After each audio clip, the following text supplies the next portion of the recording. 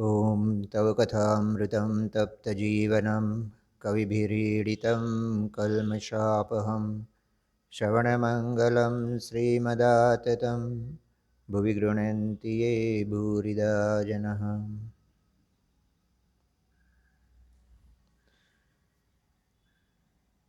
रामकृष्ण वचनामृत चिंतन की हमारी पिछली चर्चाओं में हमने दो महत्वपूर्ण आध्यात्मिक जीवन से जुड़े हुए प्रश्नों पर विचार किया था। पहला प्रश्न मास्टर महाशय ने श्री रामकृष्ण से किया था। प्रश्न बहुत ही महत्वपूर्ण था कि ईश्वर में मन कैसे लगे। दूसरा प्रश्न था कि संसार में किस प्रकार से रहा जाए।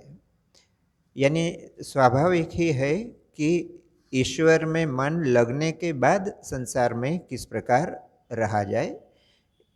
इस बात पर भी हमने पिछली चर्चा में विस्तार से उस पर गौर किया था और बहुत ही सामान्य शब्दों में, साधारण शब्दों में श्री रामकृष्ण इस प्रश्न का जवाब देते हैं कि संसार में ईश्वर में मन लगाते हुए किस प्रकार रहा जाए। तो उनका कहना था कि सब काम करना चाहिए परंतु मन ईश्वर में रखना चाहिए। स्त्री पुत्र माता पिता सभी के साथ रहते हुए सबकी सेवा करनी चाहिए, परंतु मन में इस ज्ञान को दृढ़ रखना चाहिए कि ये हमारे कोई नहीं है। और इस बात को समझाने के लिए श्री रामकृष्ण ने जो 2 या 3 उदाहरण दिए थे उन पर हमने विस्तार से पिछली बार चर्चा की थी। जैसे सबसे प्रसिद्ध उदाहरण तो उन्होंने दिया था कि किसी बड़े घर की दासी जिस प्रकार उस घर में समस्त कार्य करती है, परंतु उसका मन अपने गांव में, अपने घर पर ही लगा रहता है। भले ही मालिक के घर को वह अपना घर कहे, भले ही मालिक के बच्चों को वह अपना राजा, अपना मुन्ना कहकर उनका लालन पालन करे, परंतु उसे यह ज्ञान उसके मन में दृढ़ होता है कि उसका निवास, उसका अपना पुत्र और कहीं पर है। इस सामान्य से उदाहरण के माध्यम से श्री रामकृष्ण यह समझाना चाहते हैं कि भले हम संसार में रहें, परंतु हमारा जो असली आश्रयदाता है, हमारा जो असली हमारी शरण स्थली है, वह और कोई है, वह ईश्वर है। और संसार के हमारे जो संबंध है, जो कर्तव्य है, वे केवल इस संसार के निर्वाह के लिए हैं।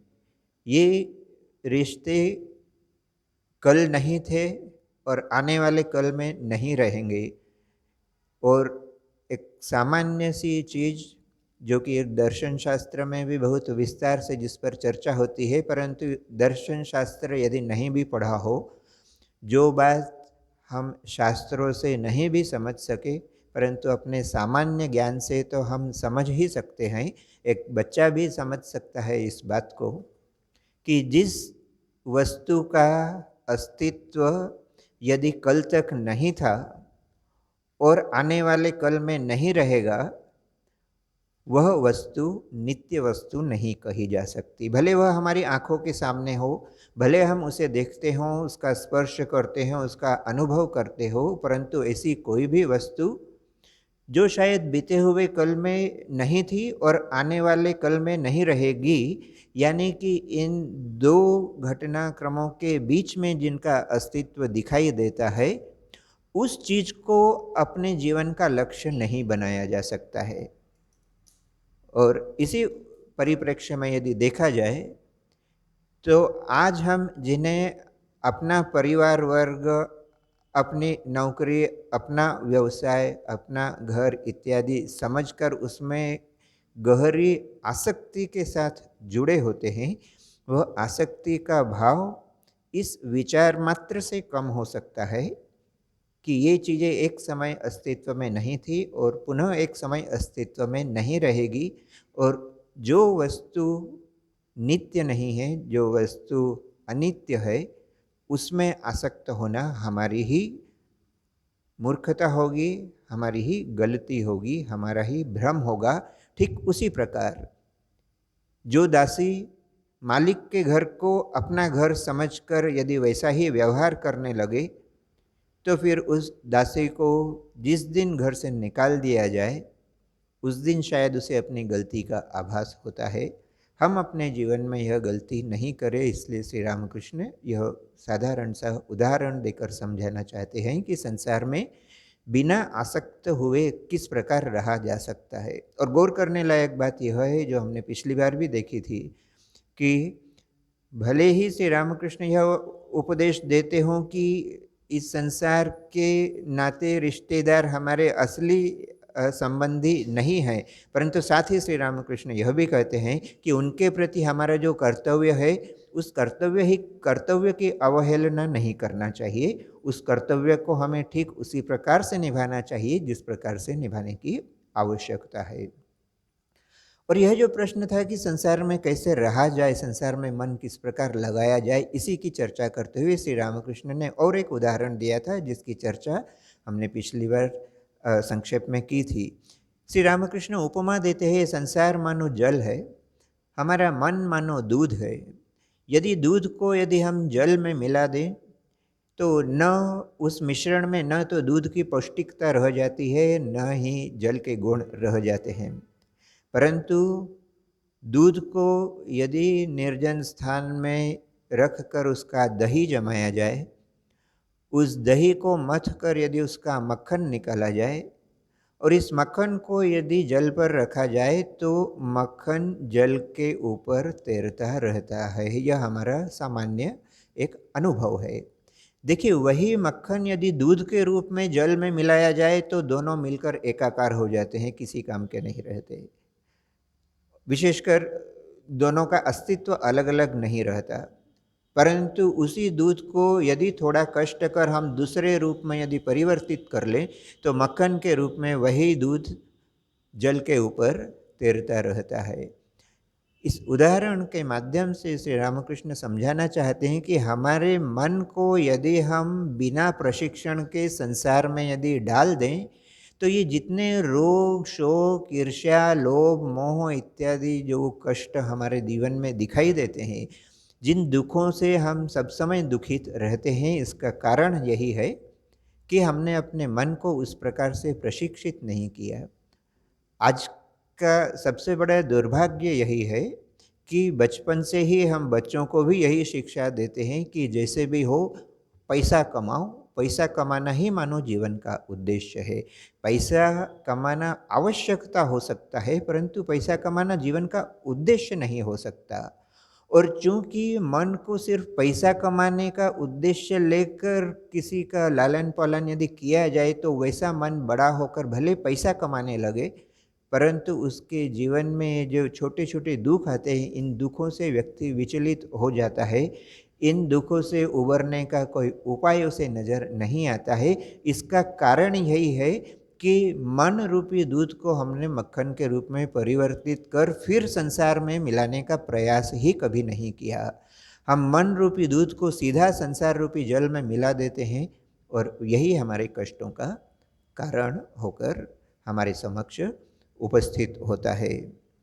इसी चर्चा को जारी रखते हुए श्री रामकृष्ण यह भी कहते हैं कि जिस प्रकार से हमारी माताएं बहनें रसोई में जब कटहल काटती है, तो कटहल को यदि बिना हाथों में कोई तेल या चिकनाई लगाए यदि काटा जाए, तो कटहल का दूध हमारे हाथों में चिपक जाता है।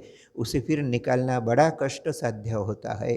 श्री रामकृष्ण कहते हैं, भगवत भक्ति रूपी तेल हाथों में लगाकर फिर यदि संसार रूपी कटहल को यदि काटने का प्रयास किया जाए, तो फिर हमारे हाथों में वह आसक्ति रूपी, मोह रूपी जो दूध है, वह नहीं चिपकता है। अब उस चर्चा को आगे बढ़ाते हुए श्री रामकृष्ण कहते हैं, साथ ही साथ विचार भी खूब करना चाहिए।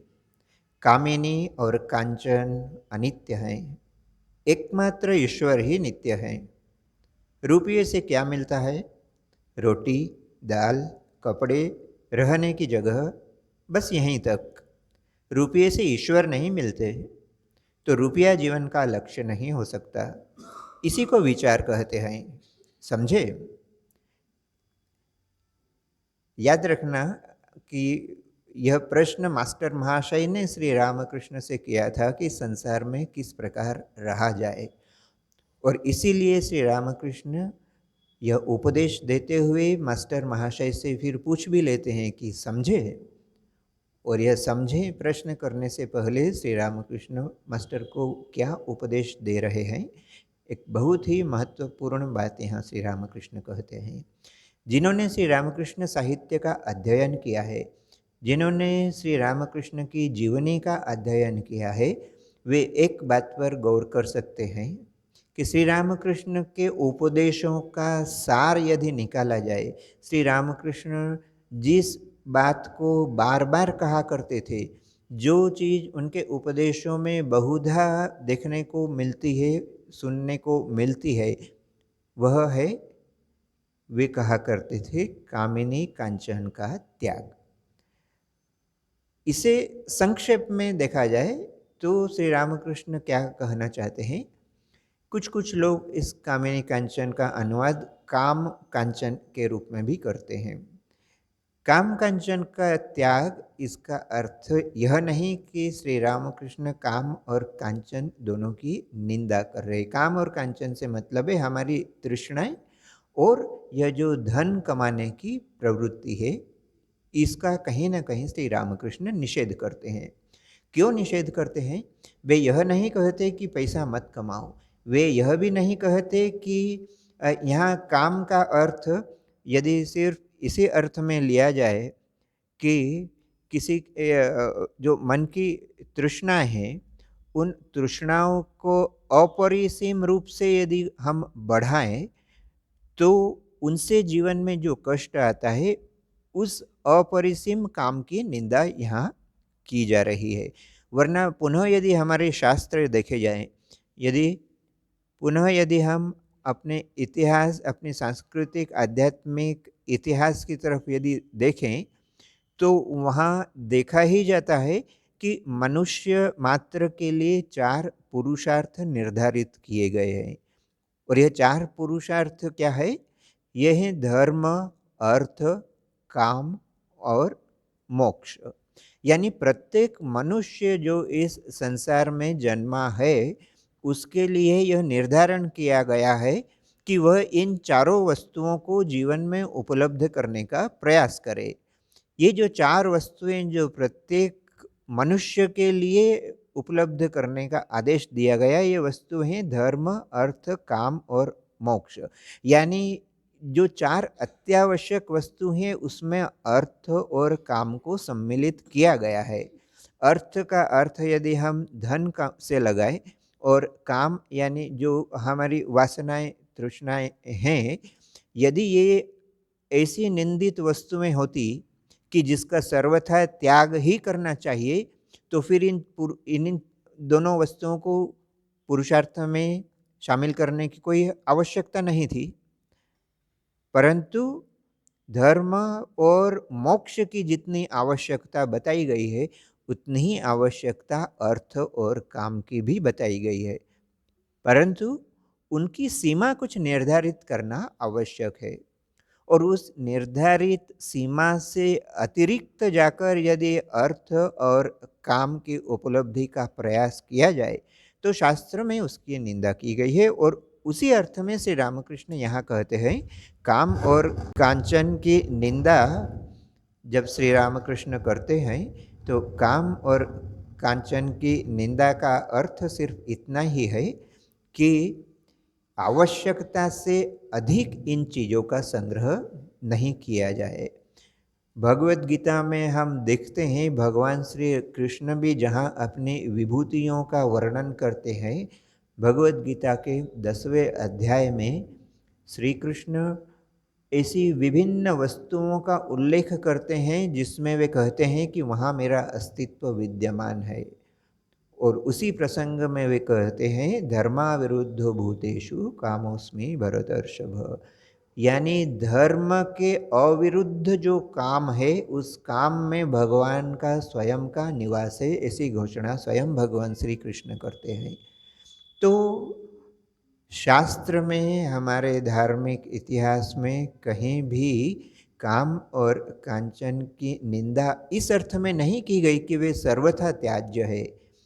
सामान्य मनुष्य के लिए इन चीज़ों की भी आवश्यकता है, इस बात को श्री रामकृष्ण भी समझते थे। और इसीलिए वे जहाँ कामिनी कांचन के त्याग की बात करते हैं, वहाँ उसे इसी अर्थ में लेना चाहिए कि शास्त्र निर्धारित परिधि से बाहर जाकर इन वस्तुओं का उपभोग नहीं किया जाए। तो बड़े सरल शब्द में श्री रामकृष्ण कहते हैं, जो चर्चा हमने प्रारंभ में ही की थी कि आजकल बच्चों तक को जब प्राथमिक विद्यालय में भर्ती किया जाता है, तब से उनके मन में यही बात डाल दी जाती है कि शिक्षा का अर्थ है पैसा कमाना। और उस पैसा कमाने को पैसा कमाने का उद्देश्य लेकर जो अपने जीवन के 20, 25, 30 वर्ष गुजार देता है, उसके बाद भी इस बात की कोई गारंटी तो है ही नहीं कि वह पैसा कमाएगा ही। और मान लो जैसे तैसे पैसा कमा भी लिया, तो भी फिर मनुष्य देखता है कि जीवन में सुख और शांति तो है नहीं। तो जो अनुभव जीवन के 40-50 वर्ष बाद जाकर मनुष्य को मिलता है, उसका समाधान श्री रामकृष्ण सरल शब्दों में यह कहते हुए कर देते हैं कि रुपये से क्या मिलता है? रोटी, दाल, कपड़े, रहने की जगह, बस यहीं तक। तो यही तो रुपये की उपयोगिता है। मनुष्य की मूलभूत आवश्यकताएं, जिसे हम रोटी, कपड़ा और मकान कह सकते हैं, रुपये से इन चीज़ों की उपलब्धि होती है। इस बात को नकारा नहीं जा सकता, श्री रामकृष्ण भी इसे नकारते नहीं हैं। परंतु वे बड़े साफ शब्दों में कहते हैं कि रुपये की उपयोगिता सिर्फ रोटी, दाल, कपड़े, रहने की जगह तक ही तो है, इससे ईश्वर नहीं मिलते।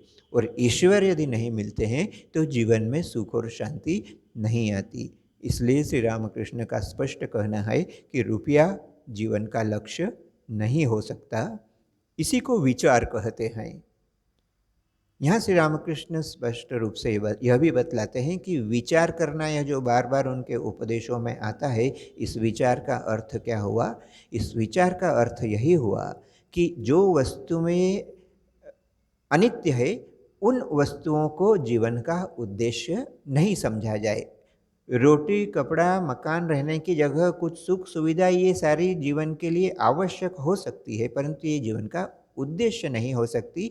ये नित्य वस्तुएं नहीं है। इन वस्तुओं का कभी न कभी अंत हो सकता है।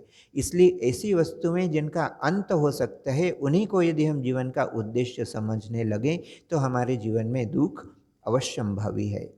और बात सिर्फ रुपये की नहीं है। एक जो दूसरा आकर्षण जिसे श्री रामकृष्ण कामिनी के नाम से उल्लेखित करते हैं, उसके बारे में भी श्री रामकृष्ण विचार करने को कहते हैं। और वह विचार करने का संदर्भ जहाँ आता है, श्री रामकृष्ण कहते हैं, देखो रुपये में ही क्या है और सुंदरी की देह में भी क्या है, विचार करो। सुंदरी की देह में केवल हाड़, मांस, चर्बी, मल, मूत्र, यही सब है। ईश्वर को छोड़ इन्हीं वस्तुओं में मनुष्य मन क्यों लगाता है? क्यों वह ईश्वर को भूल जाता है? तो जहाँ एक तरफ रुपये की बात श्री रामकृष्ण करते हैं कि रुपये के बारे में जब हम विचार करें तो इतना विचार अवश्य करें कि उससे जीवन की कुछ सुख सुविधाएं भले ही हम जुगाड़ कर लें, परंतु वह रुपया ईश्वर प्राप्ति में सहायक नहीं बनता, इसलिए जीवन का उद्देश्य नहीं बन सकता। और जहाँ श्री रामकृष्ण कामिनी के प्रति आसक्त होने की बात करते हैं, अब यहाँ भी इसे इस रूप में नहीं लेना चाहिए कि श्री रामकृष्ण मान लो स्त्रियों की निंदा कर रहे हैं, नारी की निंदा कर रहे हैं। यहाँ वे एक पुरुष भक्त को उपदेश दे रहे हैं, इसलिए नारी देह में आसक्ति से बचने का उपाय बता रहे हैं। जहाँ वे अपनी स्त्री भक्तों को उपदेश दिया करते थे, वहाँ यही बात वे पुरुषों के संपर्क में किया करते थे। तो पुरुष हो या नारी, आजकल जो देखा जाता है कि देह के आकर्षण को इतना प्रबल रूप से दिखाया जाता है, टीवी हो या दूसरे किसी भी माध्यम से दिखाया जाता है। और श्री रामकृष्ण यहाँ कहते हैं कि सुंदरी की देह में भी क्या है, विचार करो। उसकी देह में केवल हाड़, मांस, चर्बी, मल, मूत्र यही सब है। ईश्वर को छोड़ इन्हीं वस्तुओं में मनुष्य मन क्यों लगाता है? विचार करके देखिए, आज का युग जिसे हम भौतिक युग कहते हैं, भौतिकता का युग कहते हैं, और मार्केटिंग का युग, पैकेजिंग का युग, भले कितनी भी निकृष्ट वस्तु हो, उसे यदि एक सुंदर पैकेट में यदि सजा कर रखा जाए, भले 2 रुपये की चीज़ हो, उस पैकिंग के कारण सुंदर उसकी पैकिंग हो, तो उसे 20 रुपये में या 200 रुपये में भी बेचा जा सकता है। ये हम सबके वास्तविक अनुभव का विषय है। और आज का यह भौतिकतावादी युग देखने से काफ़ी पहले ही श्री रामकृष्ण इस पैकेजिंग को किस प्रकार से नकारना चाहिए उसका उदाहरण देते हुए कहते हैं, कितने भी सुंदर देह क्यों न हो, भले पुरुष देह हो, भले नारी देह हो, श्री रामकृष्ण कहते हैं देह तो एक आवरण मात्र है, और इस आवरण के अंदर भले कितना भी सुंदर पुरुष या स्त्री हो, उसके शरीर के अंदर तो हम सभी जानते हैं कि मल, मूत्र, चर्बी, मांस यही है। आप विचार करके देखिए, एक सुंदर प्लास्टिक के पैकेट में आपको यदि कोई कहे कि यह पैकेट आप ले जाइए, और उस सुंदर आवरण को देखकर आपका भी मन यदि आकर्षित हो, और आप पूछें कि इस सुंदर आवरण में इसमें क्या हमारे लिए उपहार है, और कोई यदि कहे कि इस सुंदर उपहार में, इस गिफ्ट पैकेट में थोड़ा मल, मूत्र, चर्बी इत्यादि है, क्या हम में से कोई भी उसे लेना चाहेगा? बड़ी साधारण सी बात है, परंतु व्यवहार में हम ऐसा ही करते हैं। व्यवहार में हमें जहाँ सुंदर आवरण दिखता है, उस आवरण के पीछे मनुष्य भागता है, और फिर प्राय अनुभव यही कहता है कि अपना काफ़ी समय नष्ट करने के पश्चात मनुष्य को, माने भले स्त्री हो या पुरुष हो, उन्हें यह बात समझ में आती है कि बाहरी रूप से जिस आकर्षक व्यक्तित्व के पीछे उन्होंने अपना समय नष्ट किया, अपना समय व्यतीत किया, यदि वह नहीं किया होता तो वह समय किसी अन्य उपयोगी कार्य के लिए बिताया जा सकता था। तो श्री रामकृष्ण इस प्रकार छोटे छोटे उदाहरणों के माध्यम से मनुष्य को विचार किस प्रकार करना चाहिए यह समझाने का प्रयास करते हैं। और एक प्रश्न पर हम विचार करेंगे। मास्टर महाशय का अगला प्रश्न था, क्या ईश्वर के दर्शन हो सकते हैं? और श्री रामकृष्ण कहते हैं, हाँ, हो सकते हैं। बीच बीच में एकांतवास, उनका नाम गुणगान और वस्तु विचार करने से ईश्वर के दर्शन होते हैं। यही अपने आप में एक बहुत बड़ी बात है। हम जानते हैं श्री रामकृष्ण के जो सबसे प्रमुख शिष्य थे स्वामी विवेकानंद। स्वामी विवेकानंद तो वे बाद में बने, परंतु उनका जो विद्यालयीन नाम था नरेंद्रनाथ दत्त, उस नरेंद्रनाथ दत्त के जीवन में भी देखा जाता है कि वे इस जीवन की वास्तविकता को समझना चाहते थे, और इसलिए वे विभिन्न महापुरुषों के पास जाकर, विभिन्न धर्माचार्यों के पास जाकर यह प्रश्न किया करते थे कि क्या आपने ईश्वर को देखा है? और इस बात का जवाब उन्हें प्रायः नकारात्मक रूप में ही मिलता था, या फिर किसी गोलमाल भाषा में मिलता था। तो इस प्रकार करते करते जब वे श्री रामकृष्ण के समीप आते हैं, श्री रामकृष्ण से भी नरेंद्रनाथ दत्त ने यही प्रश्न किया था, क्या आपने ईश्वर को देखा है? और पहली बार नरेंद्रनाथ के चकित होने की बारी थी, क्योंकि श्री रामकृष्ण ने उन्हें स्पष्ट रूप से कहा कि हाँ, मैंने ईश्वर को देखा है, और मैं तुझे भी ईश्वर के दर्शन करा सकता हूँ। तो यहाँ एक ऐसा व्यक्ति हमें मिलता है जिसे यह कहने में कोई झिझक, कोई बाधा महसूस नहीं होती कि उसने ईश्वर के दर्शन किए हैं। मास्टर महाशय का भी प्रश्न यही था कि क्या ईश्वर के दर्शन हो सकते हैं? और श्री रामकृष्ण कहते हैं हाँ, हो सकते हैं। और साथ ही साथ वे उपाय भी बताते हैं। वे उपाय क्या हैं? एकांतवास, बीच बीच में एकांतवास, उनका नाम गुणगान यानी ईश्वर का नाम गुणगान और वस्तु विचार। इन तीनों चीज़ों पर हम थोड़ी विस्तार से चर्चा हमारे पिछली चर्चाओं के दौरान कर चुके हैं, जहाँ श्री रामकृष्ण ने क्यों बीच बीच में एकांतवास करना चाहिए और यह एकांतवास कहाँ किया जा सकता है, इसके बारे में बतलाया था। इस पर भी हमने विचार किया है। उनका नाम गुणगान यानी ईश्वर का नाम गुणगान कैसे करना चाहिए, यह भी पिछली चर्चाओं में देखा गया है। और वस्तु विचार, तीसरी बात जो श्री रामकृष्ण बताते हैं, जिसके बारे में हमने आज भी थोड़ा विचार किया कि यह वस्तु विचार क्या हो सकता है।